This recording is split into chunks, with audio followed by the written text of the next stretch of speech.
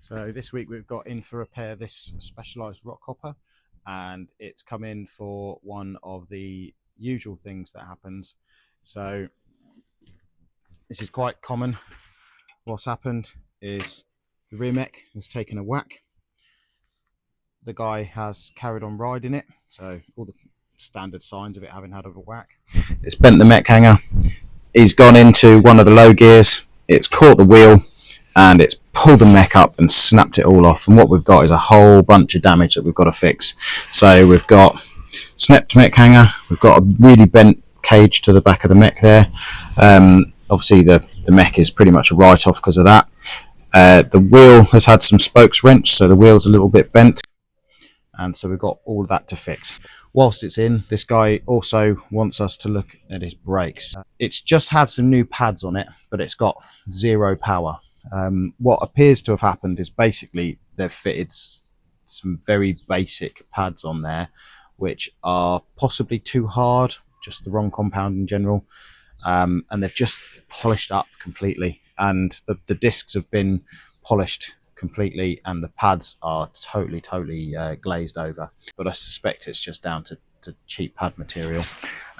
So we're going to change the discs and change the pads while we're at it. So we're going to attack this one thing at a time. First of all, let's get the wheel out.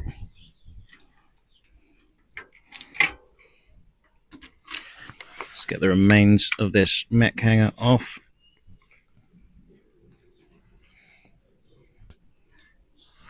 And we'll put the new mech hanger on.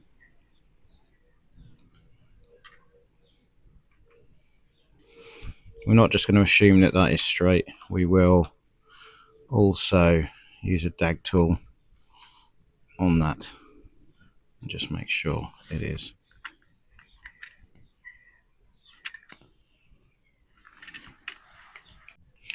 So just searching the chain for a split link, and there it is.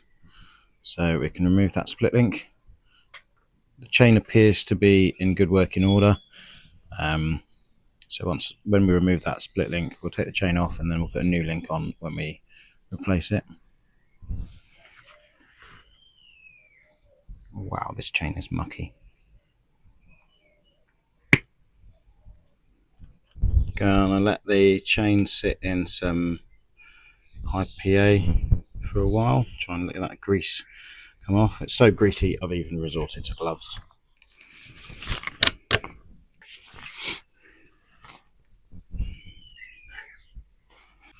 Random brand of pads, I have no idea.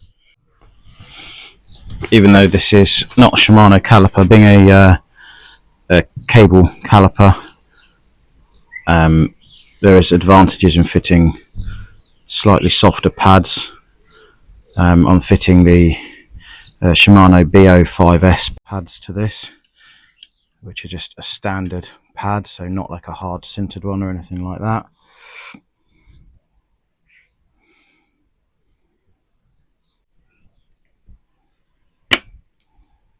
That is a really long pin. Old disc that is no longer gripping. And on goes the new RT26 disc.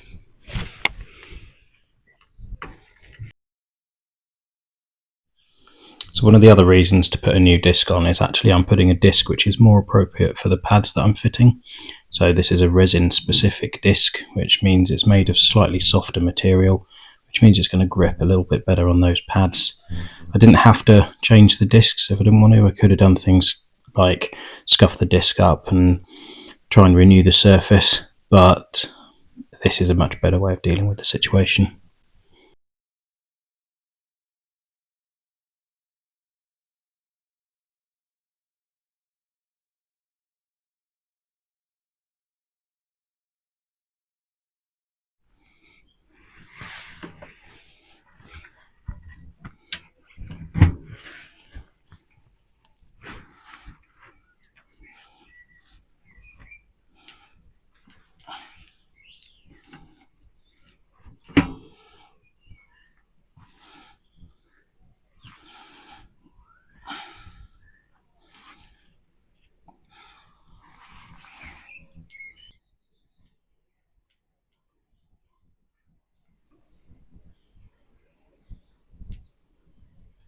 Nice kick to the wheel. Take care of that.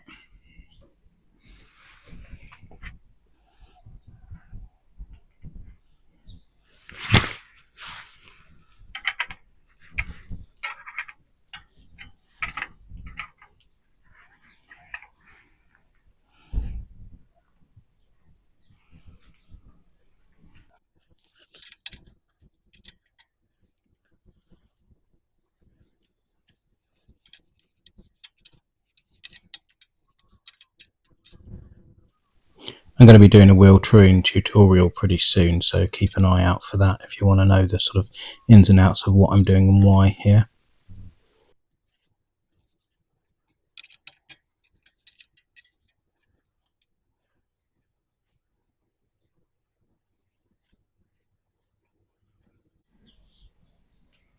Okay.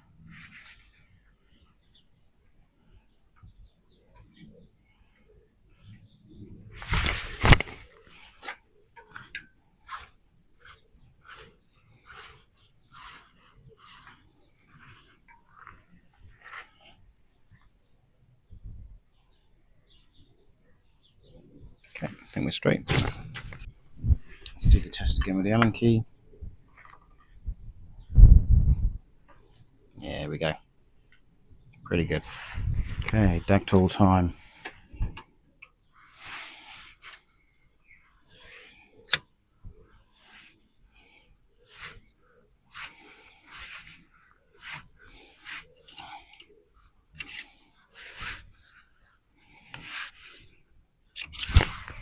Okay.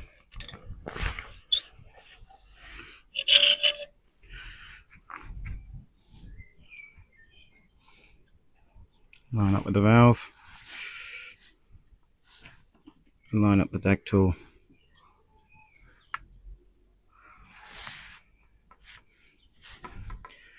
Bring it down. And it's quite a way out.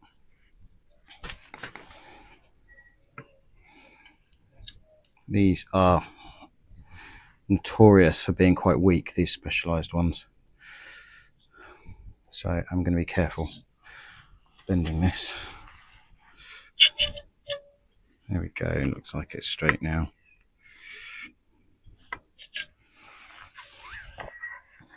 There we go, yeah, bang on. All right, let's check the back.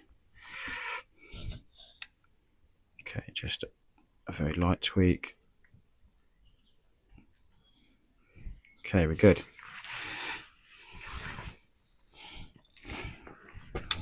Really need to get a new handle for this. DAG tools seem a bit of an extravagance for a home mechanic, but actually I think these days, particularly with a lot of people running 11 and 12 speed gear systems, they are essential.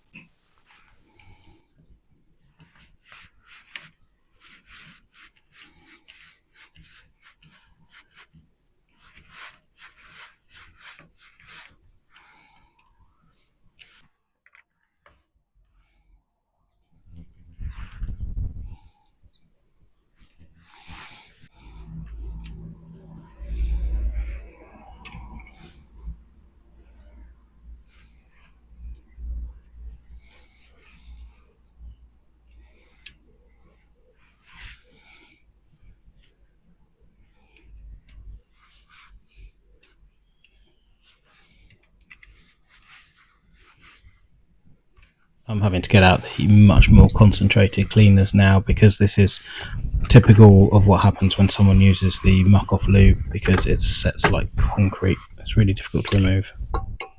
So I've cleaned the chain, but as you can see, there's almost no point cleaning the chain without giving these a clean, because holy crap, they are just covered in what is effectively a grinding paste of lubricant, road crud, dust and grime and dirt and bits of metal and anything else that's got into it, basically. And my hands are now getting covered in it. It's so bad that my gloves are just disintegrated. Would help if I could find my box of Black Mamba gloves, but I can't.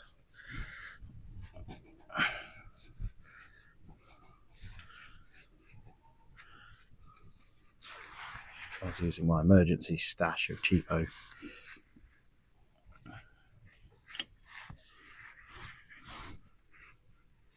And you get what you pay for, I guess.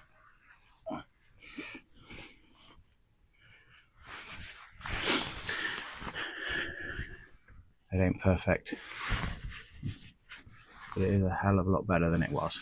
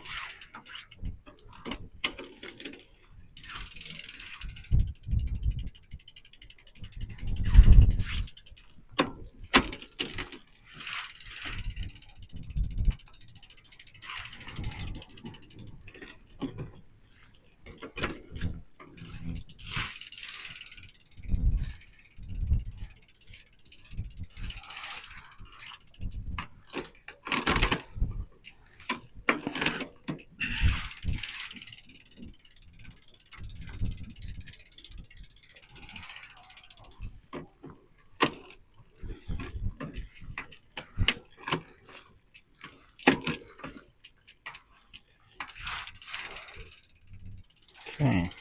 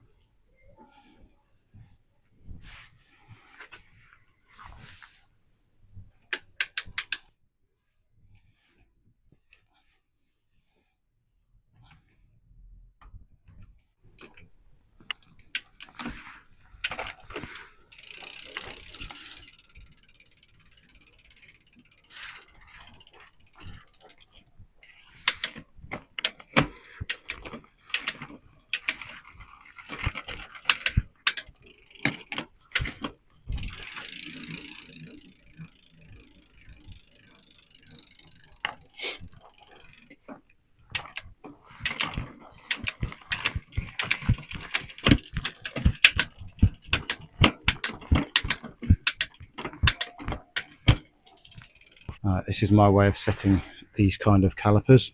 So the first thing we've got to do is release off the cable, as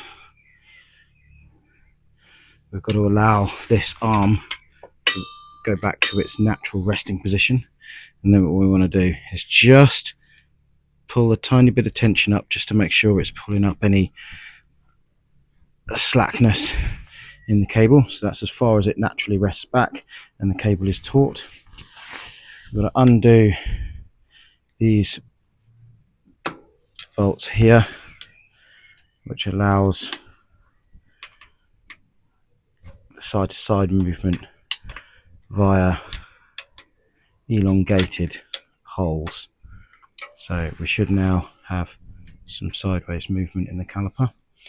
Okay, at this point what we want to try and do is attribute around about 70% of the movement to this side and about 30 to this side, which is easy when you've got a system that runs V-brake brake levers, because they're about 10 mil of movement in the cable. So what we're going to do is we're going to wind this adjuster out 7 millimeters. So there's 4.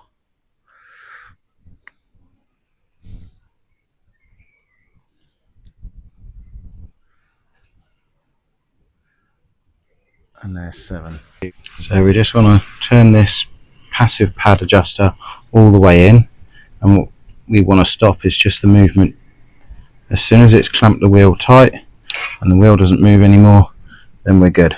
Okay, we could really wrench this in nice and tight, but all we're going to do is splay the calipers apart, and it's not actually going to help our adjustment. So we literally just go until the wheel stops moving, nice and firm. That's it. This has now held the caliper central, and all we've got to do is do these bolts up a bit at a time. A little bit on this one, a little bit on that one, and I've undone them the same amounts, so they should tighten up at the same time. The worst thing that can happen here is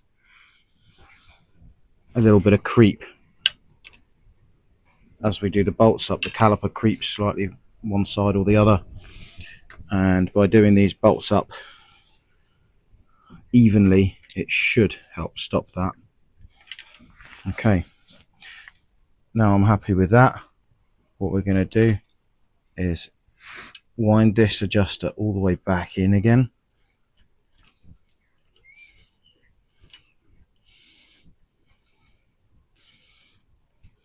The wheel should now be able to move, but it might be rubbing ever so slightly on the passive pad.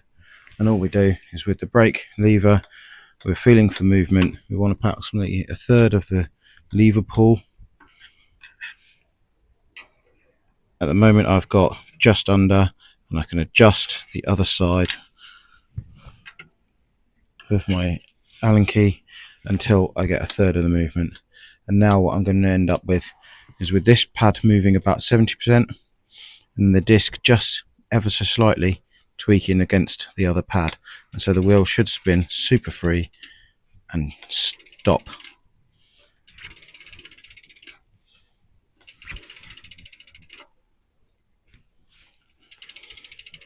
With a nice lever feel.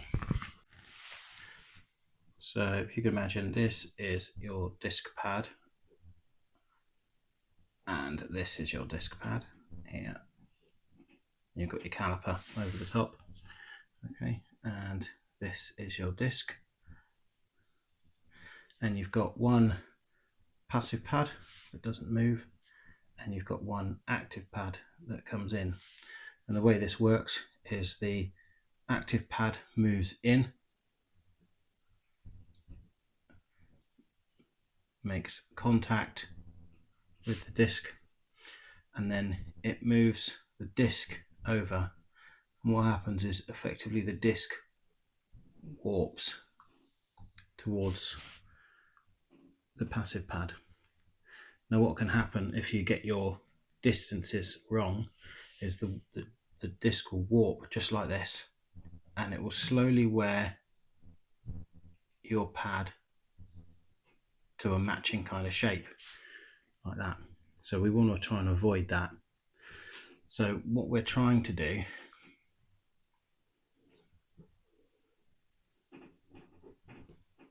is set our distances correctly to avoid that wear type.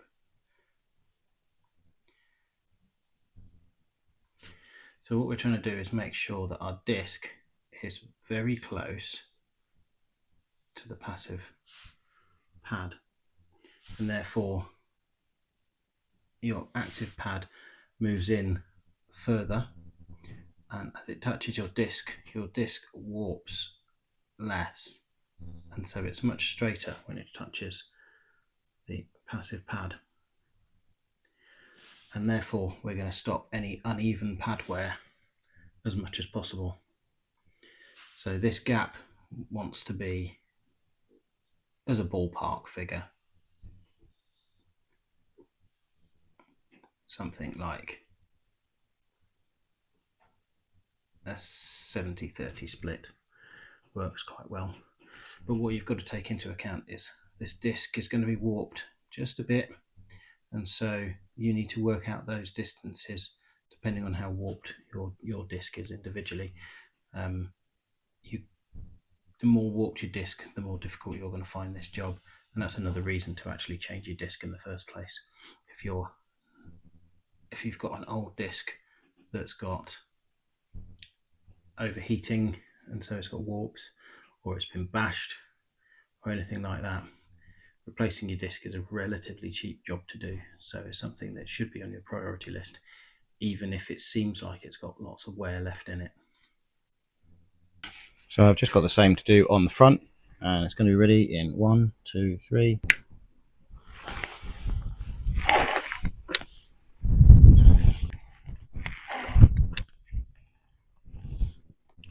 Woohoo, my favourite bit, test ride time. Remember to like and subscribe, and join me next time for another video on DIY bike mechanics, car mechanics, household DIY, all sorts of stuff.